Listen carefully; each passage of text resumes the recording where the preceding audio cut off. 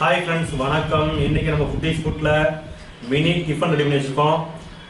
நார்மலாக mini tiffin அப்படின்னாவே வந்துட்டு இட்லிக்கும் மெதுவடைக்கும் முக்கியத்துவம் உண்டு. சேம் அதே மாதிரி நாங்களும் இட்லியும் மெதுவடை ப்ளஸ் பொங்கல் ஒரு பூரி அண்ட் ஒரு தோசை. இதுக்கு காம்பினேஷனாக பார்த்தீங்க அப்படின்னா கடலை சட்னி, குருமா, இது உருளைக்கிழங்கு மசால் ப்ளஸ் சாம்பார் ரெடி பண்ணி வச்சுருக்கோம். மினி டிஃபன் இன்னைக்கு இது காலையில்.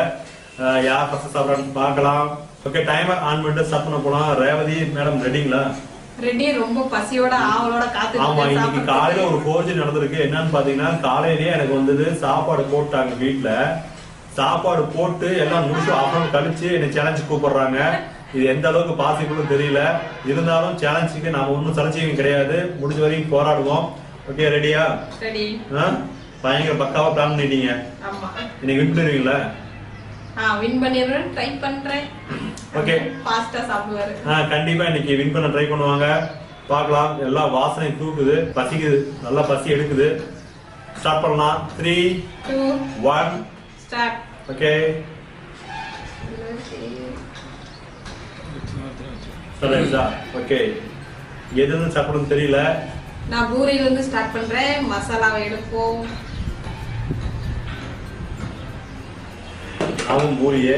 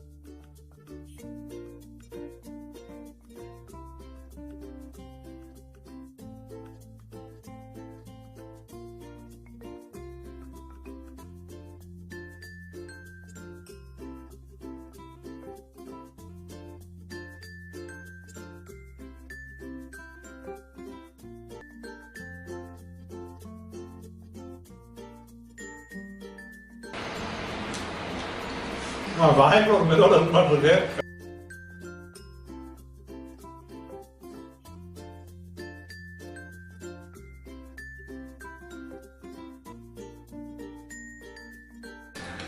ஏதோ முழுங்கிட்டாங்க இருக்கு, கொஞ்சம் அப்படியே முழுங்கிட்டாங்க இருக்கு.